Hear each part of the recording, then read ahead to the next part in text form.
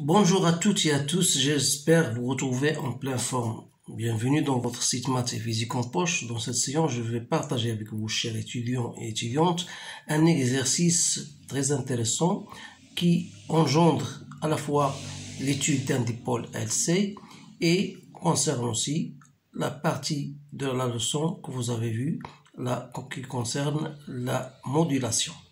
Donc voilà, l'exercice est devant vous, donc vous pouvez stopper la vidéo pour le lire comme il le faut, puis répondre aux questions posées.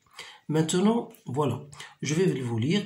On utilise dans cette étude une bobine B' d'inductance L et de résistance négligeable. Donc la résistance est négligeable. Donc après avoir chargé totalement le condensateur ou bien un condensateur de capacité C sous une tension I0, on le branche au bord de la bobine P', comme le montre la figure 3.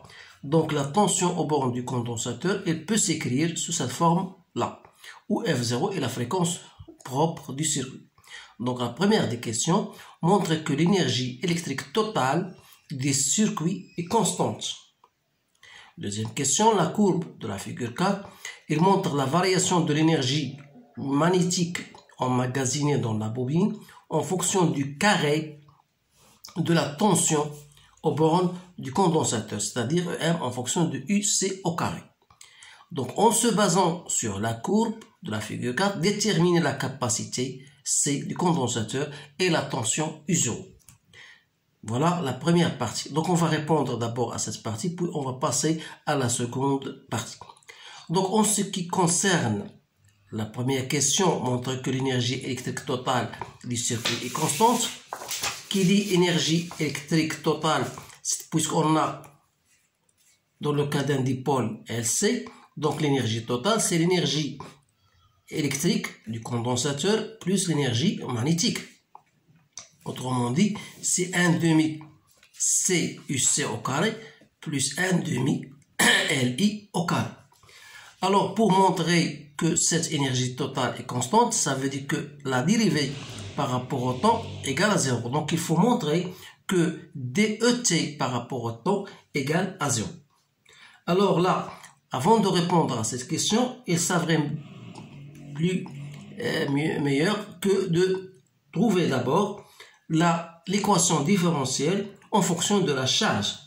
Vous savez bien sûr que Q égale à CUC et vous savez que UL égale à LDI sur DT parce que R égale à 0. Donc c'est L, la dérivée de seconde par rapport au temps. Donc, puisqu'on a la loi des mailles, on applique la loi des mailles, vous avez UC plus U de la bobine L égale à 0.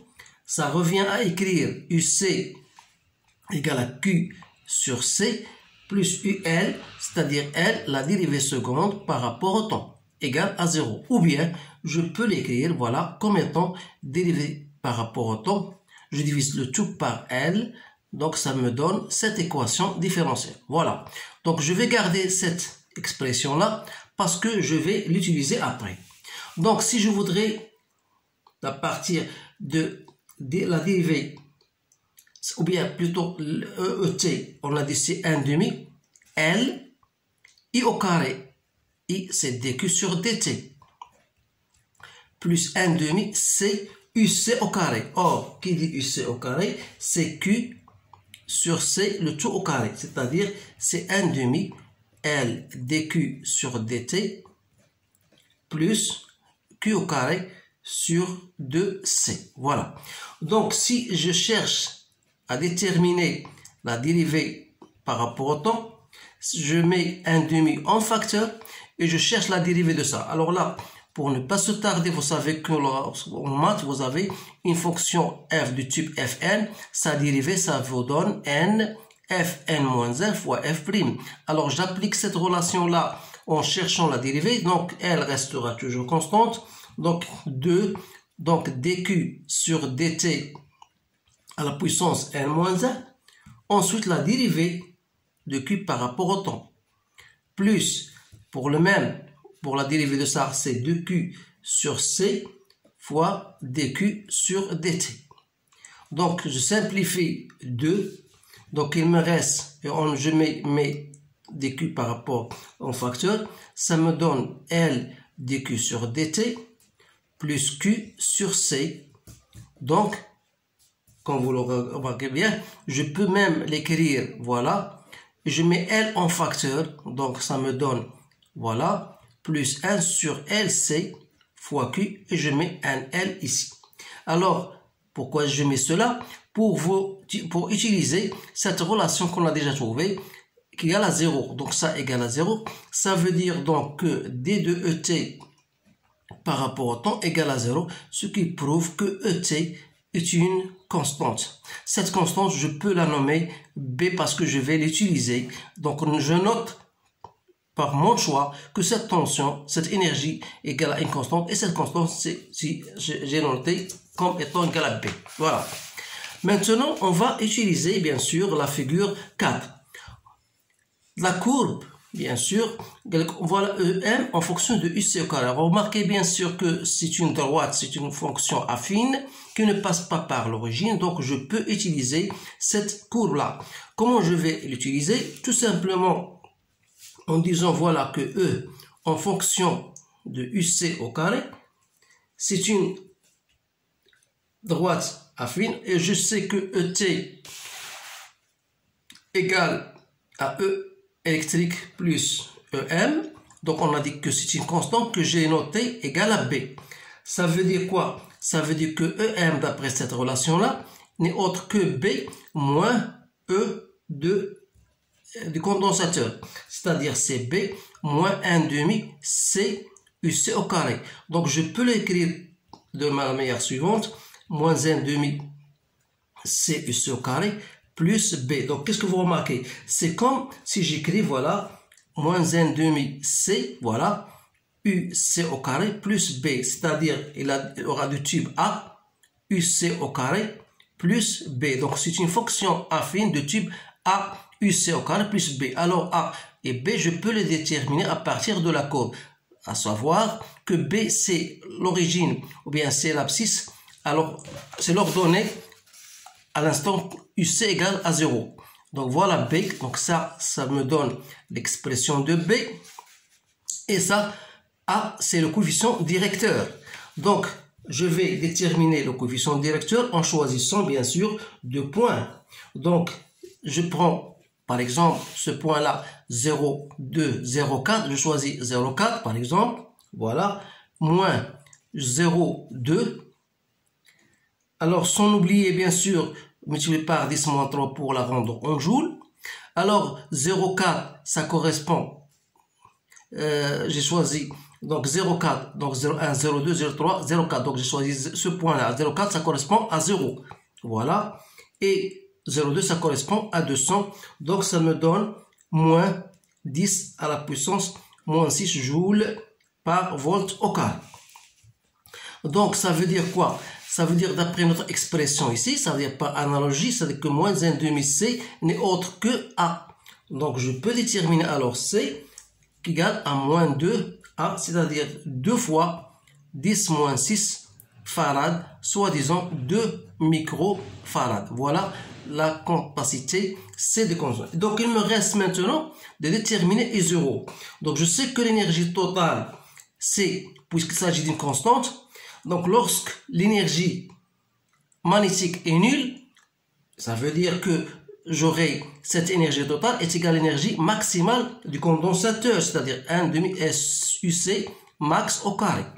Donc, ça veut dire quoi? C'est 1/2 CUC, je la note I0, donc I0 au carré, qui est égal n'est autre que la valeur B, c'est la constante B que j'ai notée.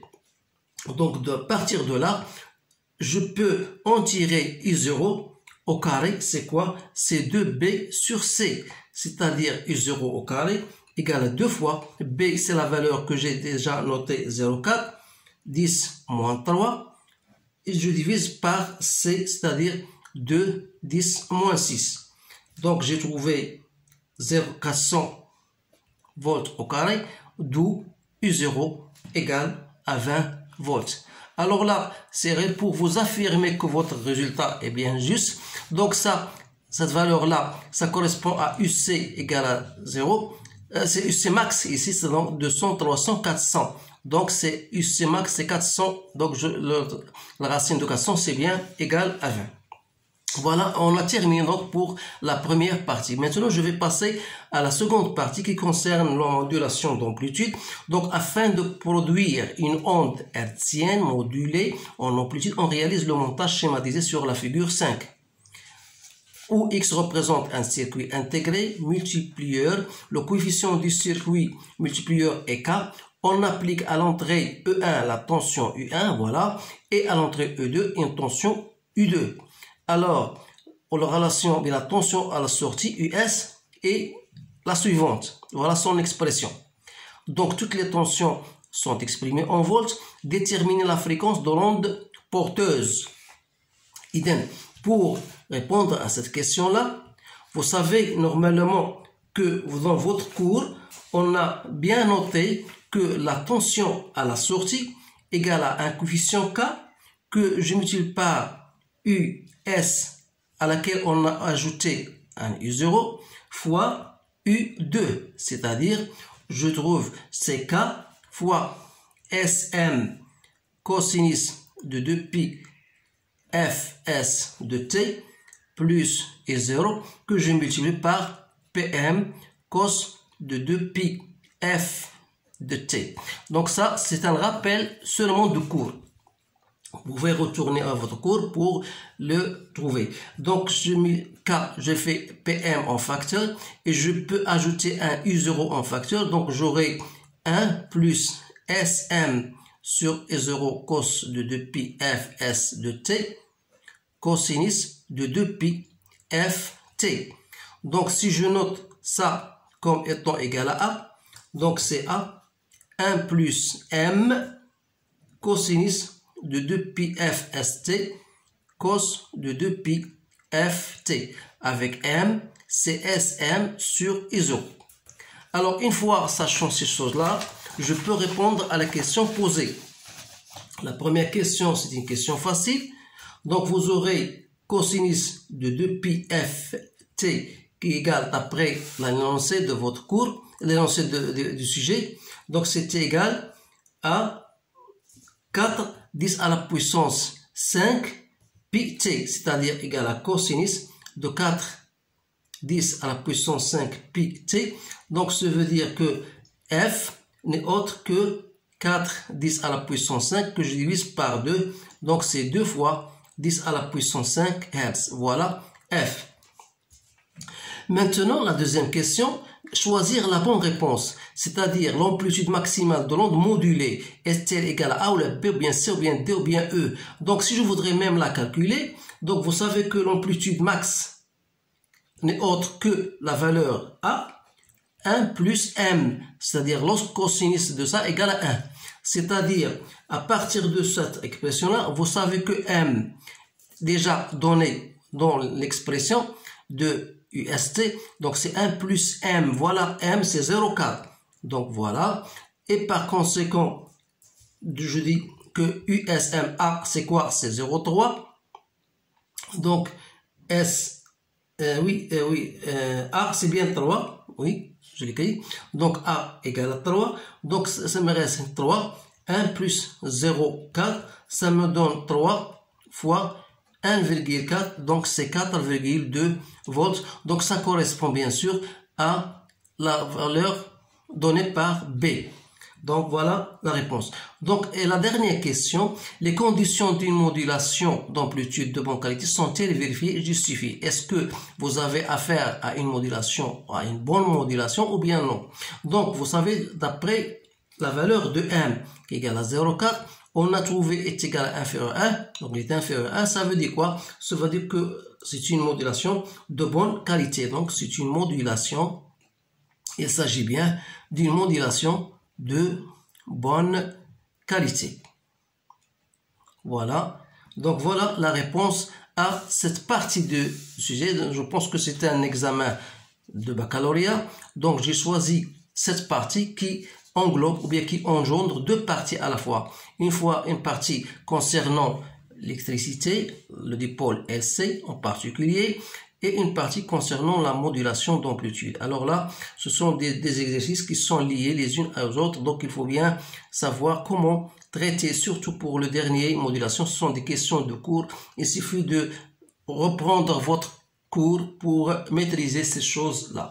Alors, je vous remercie de votre attention et je vous souhaite une bonne chance et je vous dis à bientôt.